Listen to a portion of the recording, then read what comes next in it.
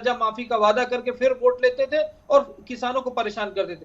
पहली बार भारत के इतिहास में ऐसी सरकार आई जो किसान सम्मान निधि के एक रिएक्शन भुवन जी से ले लेते हैं।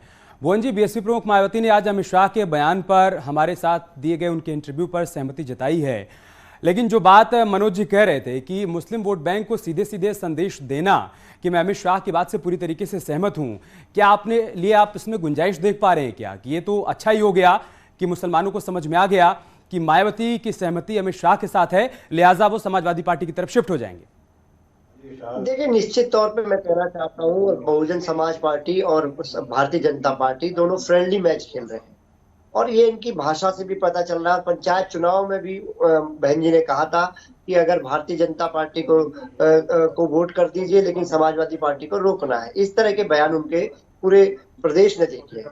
तो ये निश्चित तौर पे इनकी खिचड़ी पल चुकी है। इन्हें तो चुनाव से पूर्व गठबंधन कर लेना चाहिए और हम समाजवादी पार्टी निश्चित तौर पे इस भ्रष्ट सरकार से, इस ऐसी सरकार से जो अहंकारी सरकार है, उससे लड़ने का काम विपक्ष की भूमिका में हम लोग कर रहे हैं और माननीय अखिलेश यादव जी के नेतृत्व में कर रहे हैं। और निश्चित तौर पे आज जो लोगों का विश्वास है वो माननीय अखिलेश यादव जी के प्रति बढ़ा है।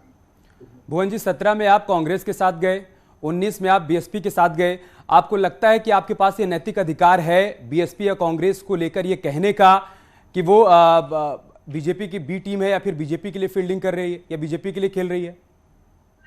देखिए, मैं कहना चाहता हूँ, राजनीति शास्त्र को राजनीतिक विज्ञान भी कहा जाता है और विज्ञान में प्रयोग होते हैं और ये प्रयोग थे, जो प्रयोग सफल होते हैं उनसे भी सीखा जाता है और जो असफल होते हैं उनसे भी सीखा जाता है। लेकिन निश्चित तौर पे उत्तर प्रदेश का जनमानस जानता है कि अगर भारतीय जनता पार्टी से कोई लड़ाई लड़ने का काम कर रहा है तो समाजवादी पार्टी के नेता माननीय अखिलेश यादव जी के नेतृत्व में।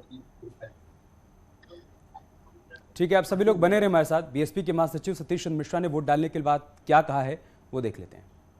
सबसे ज्यादा इम्पोर्टेंट काम है कि हर व्यक्ति आकर के अपना मत डालने का काम करे, वोट डालने का काम करे, क्योंकि आपको ये पावर दी गई है कॉन्स्टिट्यूशन अंदर कि अपनी आप खुद की सरकार चुन सकते हैं और उसी का मताधिकार हमारे पूरे परिवार ने आकर के अभी यहाँ पर किया। 10 मार्च को देखिए, जो 3 जगह वोट पड़ चुके हैं, 3 फेज में पड़ चुके हैं, वहाँ पर एक तरफा बहुजन समाज पार्टी के पक्ष में पड़ा है और जिस तरीके से आज भी वोट आप देखेंगे, शाम को 6 बजे आंकड़े लगाएंगे तो आपको पता लगेगा कि बहुजन समाज पार्टी की जो सरकार है वो आज के फेज खत्म होते होते पूर्ण बहुमत की सरकार बनना निश्चित हो गई। ये सबको पूरे प्रदेश को मालूम हो जाएगा, क्योंकि सर्वजन हिताय और सर्वजन सुखाय की सरकार बहन मायावती जी ही दे सकती हैं। उन्होंने पहले दे करके दिखाया है। उसके बाद पिछले 10 वर्षों में लोग जितना परेशान रहे उससे परेशान होकर के एक तरफा अब की बार बीएसपी को वोट देने का काम कर रहे हैं। बहुजन समाज पार्टी पूर्ण बहुमत की तरफ अग्रसर है और उसमें जो पहले 3 चरण में वोट पड़े हैं, उसके बाद जो आज का भी वोट पड़ रहा है, आप देख लेंगे शाम तक 5 बजे तक कि बहुजन समाज पार्टी को एक तरफा वोट पड़ेगा और पड़ रहा है। और अब की बार भी 2007 की तरह पूर्ण बहुमत की सरकार बनना बहुजन समाज पार्टी का निश्चित हो चुका है और बहन मायावती जी उत्तर प्रदेश की 5वीं बार मुख्यमंत्री बन रही, ये भी निश्चित हो। लेकिन सभी पार्टी तो ये कह रहे हैं कि बीएसपी कहीं है ही नहीं। देखिए, कौन कह रहा है? जो ये तो हर पार्टी का काम होता है कहने का, उससे कोई फर्क नहीं पड़ता। लेकिन हम लोग जो है असलियत जानते हैं, आप भी असलियत जानती हैं।